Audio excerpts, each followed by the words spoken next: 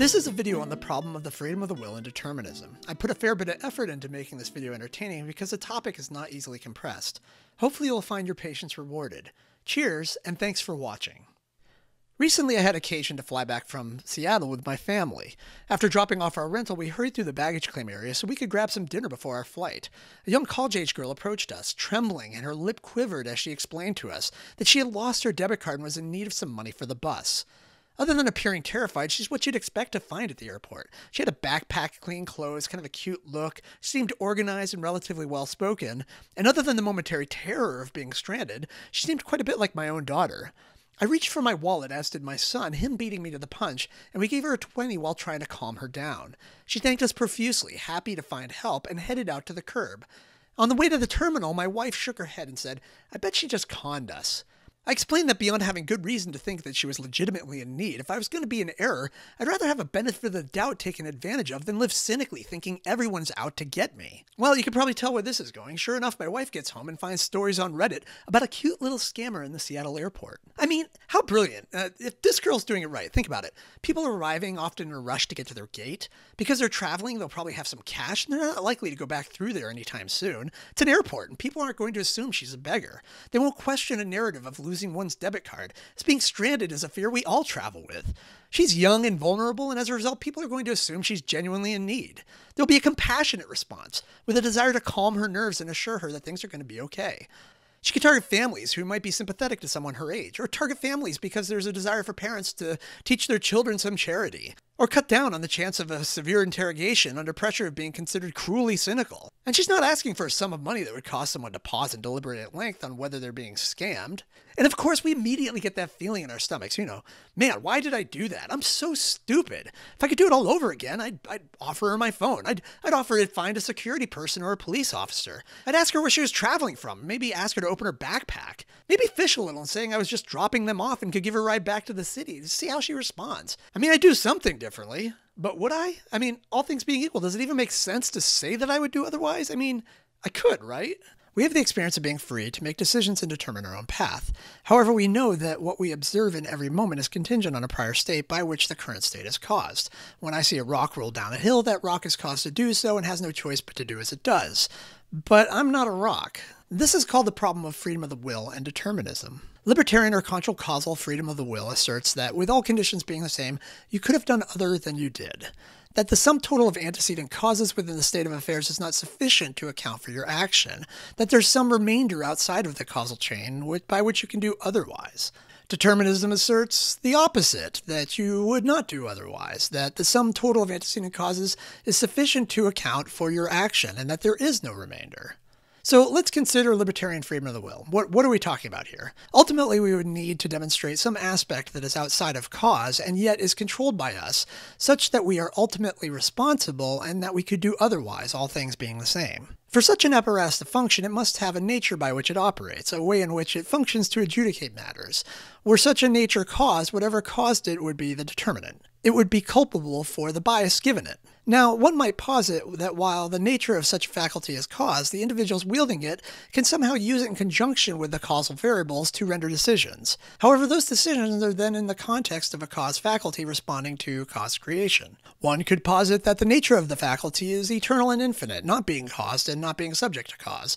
But then one is still subject to whatever particular configuration has been eternal. It is not a faculty chosen freely, but rather arbitrarily what is the case. This desire to render a radically free faculty falls out of a desire to seek something that resonates with our experience.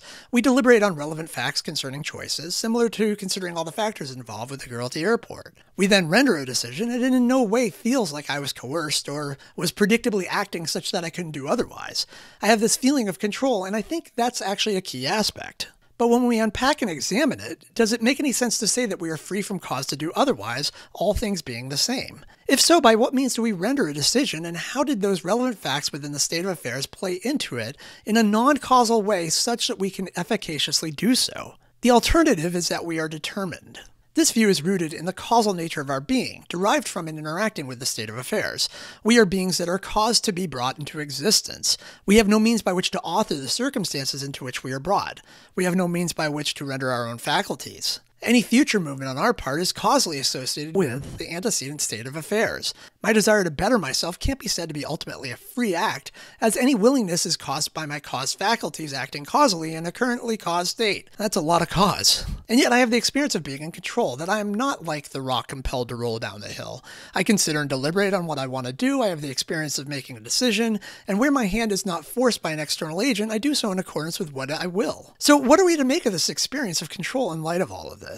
I'm sure many of you are dying for me to raise the third option, seemingly everyone's favorite, compatibilism. Compatibilism takes a few forms, but not surprisingly, it boils down to saying that freedom of the will and determinism are compatible. That everything in the world is determined, but some actions are nonetheless free. One of my favorite articulations of this view is from the philosopher Arthur Schopenhauer, or more accurately, Einstein's paraphrasing of Schopenhauer. He said, "Man can do what he wills, but he cannot will what he wills."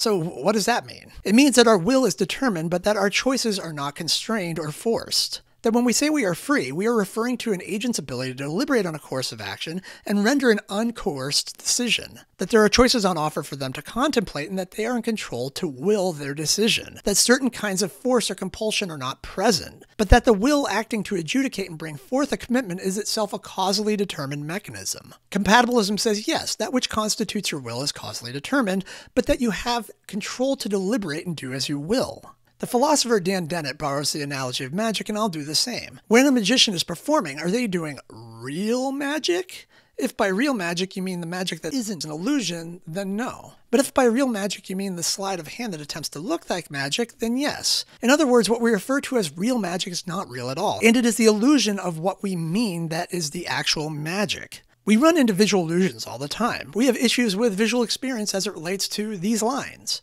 The green and red lines are identical lengths, but your acceptance of that fact will not change your experience. You'll be forced to reject your experience as you impose what you know to be the case in spite of your perception. Now, I don't find compatibilism to be compelling for a number of reasons. Primarily, I don't care for it because I don't think it addresses that which is concerning us. We aren't looking to clarify coercion by external agents or causes from our will to be able to act in a controlled fashion. We are concerned about, with all things being equal, could we do otherwise, and are we ultimately responsible for our actions? Compatibilism, when it's at its best and not incoherent blather, is a clarification of terms to say that we can freely will what it is we choose, but that the will is determined. But that's not my only issue. There's this. I would, the way I understand your argument, I think it makes you hard determinist. So I think it prevents the idea of the free will from existing. No, I'm a soft determinist. I'm a soft determinist, a compatibilist. Let me give you an analogy. For example, like let's imagine a sheep herder who has their sheep in a pen, and ultimately that sheep herder is sovereign in a sense. This is just an analogy, in a sense, over those sheep. But within that pen, those sheep have, free will to do whatever they would like to do. But ultimately, they are lorded over by their owner, or the sheep herder, or whatever. I don't like it because it provides a label for reckless contradictions that get a wave of the hand to compatibilism. Now, let me digress for a few minutes here, but it's likely part of the reason you pay the price of admission. It's cackle-worthy, right, Trey? I know, it's a good one. Okay, compatibilism is not a sheep in a pen freely acting until the shepherd decides to intervene. How is that analogous at all to our situation?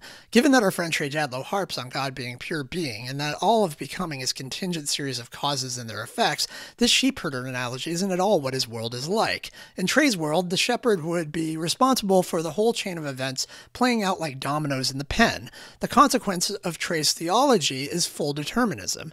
But as you can imagine, Trey has no problem contradicting himself on this point. Well, we are determined by our nature, but within that nature there is some liberty somewhat. Oh, from prior causes of our choices? To say that we are determined in some sense, but not completely determined. We have some free will. Okay. You are affected by people. So you make choices that are results of what other people do to you, right? Sure. Okay, but then you also can make a choice and say, well, I want chocolate pudding instead of vanilla pudding or something like that, right? Worldview is correct, or what follows logically from your argument is that if a sheep kills another sheep, it wouldn't be responsible because the act of killing would be a cause, would be a result or an effect of a series of causes that are ultimately outside the sheep's control, right? Well, the sheep has volition, right? Well, not in your argument. Yes, it does. In my argument, he does have volition. He's not a robot. Well, it exactly be like people, both people and animals, if your argument is valid or sound, rather, would be robots. I mean, we would be our behavior would be just a final effect of a series of causes that we have no control over, right? No, that's not what I said.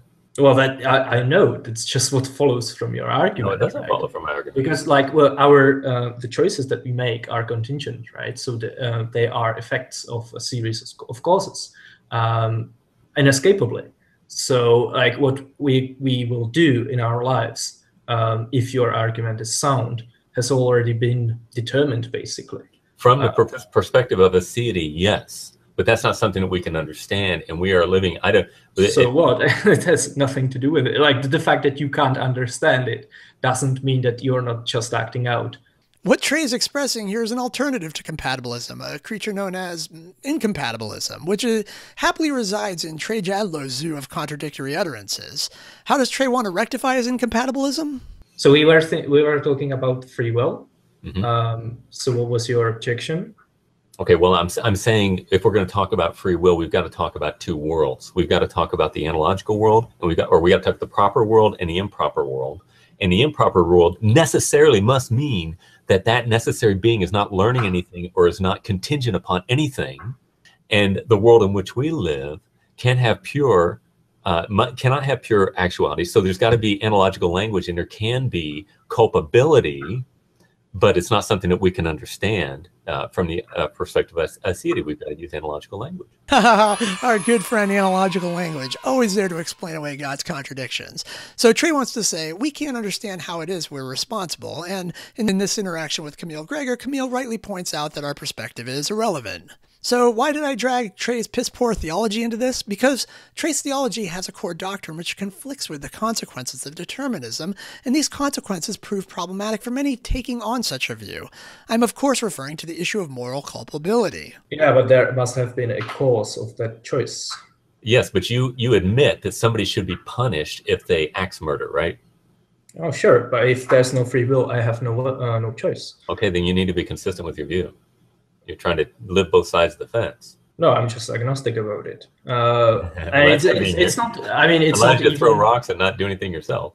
It allows you to criticize others, but not taking responsibility yourself. Well, I mean, it's not a position that I choose, right? It's just a result of the fact that it's impossible to determine. Okay. Right? So actually, the way I see it, agnosticism is the only defensible position. Okay, but it's not an answer. It's just a running away, saying I don't know. So I'm seeking answers. That's why I inquire things. I'm an inquiring kind of guy. I want to have answers to things. I want to have resolution. I want to. Well, saying I don't know is also an answer, right? No, it's not. It's an answer. It's a provisional answer that should lead you to dig deeper. And so I have an answer. You don't have an answer. You're not curious. I am. Oh, the fallacies. Let me count the ways. First, there's the appeal to consequences. The consequences of determinism have no bearing on whether it's the case. Do you believe in fate, Neil? No. Why not? Because I don't like the idea that I'm not in control of my life. Implied by his statement here, and blatantly asserted throughout this hangout, is that with man's actions being determined, there is no justice. Well, if that is true, too bad. Second, there's the tu quoque fallacy against his interlocutor. He's saying that for Kamil to argue that our actions are determined, he must live according to that belief. That's a textbook fallacy. I can smoke a pack a day knowing full well cigarettes give me cancer, and that in no way impugns my belief of the harm. The consistency of my actions do not impact my believing it to be the case, nor its the veracity of the proposition. But this does raise a common concern for those who repudiate determinism. What do we do about moral responsibility and our notions of justice? And I think this is the heart of our concern. The answer for me strikes closely to the reason why compatibilism is offered. It is in reconciling what we mean by justice and what we mean by responsibility when freedom of the will is an illusion and causal determinants are the reality. When we inquire as to who was the responsible agent, we want to know which causal actor would possess the determinate will, making the choice, and whether they had control of their rational faculties. faculties, that the processes related to a consideration of consequence were operative and not hijacked by other factors, that they were not, as the rock is, rolling down the hill compelled by an external cause, but that they had an appreciation of the consequences of their actions. If it is my hand on the button, and by my internal deliberation my will is caused to actualize the pressing of it, you would want to motivate my will to deter me from pressing it. If my hand is on the button by the external force of another actor, or by a temporary influence of chemicals overriding my appreciation of consequence, deterring me by motivating my will when my hand is being forced against my will would be inefficacious. This is the distinction that is meant when we assert that someone is responsible. It doesn't matter that it was ultimately determined by a matrix of antecedent factors, which culminated in their will rendering a decision in a moment. What matters is what is in control of the faculties to will. Under such a view, justice becomes a deterrence against future unwanted acts.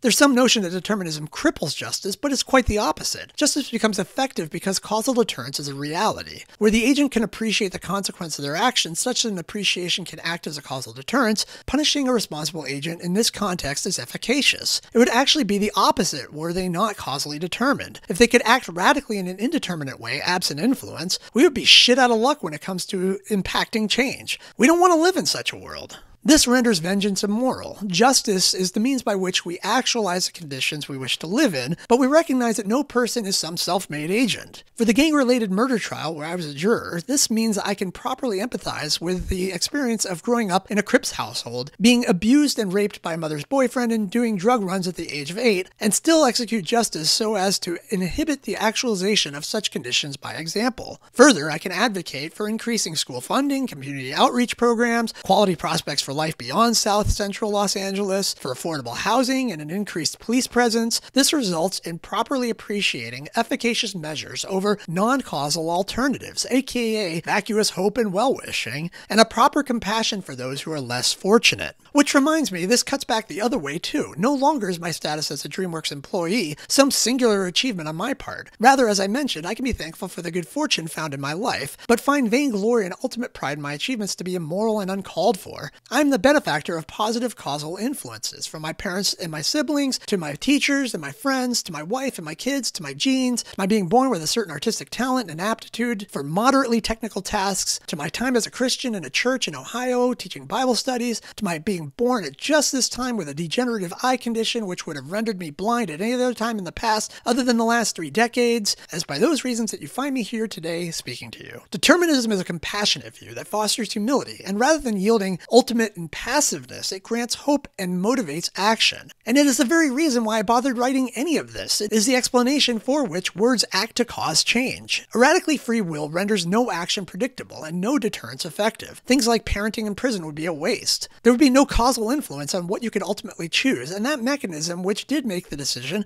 would not have itself been derived in any informed way. Rather than the typical nonsense of, well, if everything's determined, why bother acting? If radically free will were the case, you'd have no hope of impacting change at all. By what reason would you punish if causation is not determinate? This world would be terrifying, and it brings us back to our clever schemer at the airport. Why is there such a repudiation on our part to determinism and a clinging to this freedom of the will? Beyond confusion over moral culpability, I think it's because as agents we have an aversion to being predictable. This instance in the airport knotted us to the point where the first thing my wife did when we got home was look up whether people were being swindled. We reflected on all the things we could have done to find her out. Think about the list of exploits she's using. She's leveraging a set of factors that overwhelmingly game the system in her favor, such that she gets the desired result most of the time. There's no perfect knowledge on her part, but she can look at the broad contributors and make a decent prediction on what will be the outcome. The thought that we got duped bugged us far more than the loss of money. We felt like we were taken advantage of. We don't like being manipulated by bamboozlers, and we don't like being coerced by other agents. For myself, I've come to appreciate that the world acting predictably allows me to effectively cause change in it. It fosters both a proper compassion for others and a humility for myself. It smothers cruelty and knocks down vainglory. It produces an appreciation for my situation and gives me more than just well-wishing and a hope of luck for others. I can act and they can be affected. Love determinism. It fosters humility and affords compassion. Well, unless you're persuaded that God authored this mess. Starving children, not so compassionate. Fortunately, I have no reason to think that's the case. Cheers, and thanks for watching.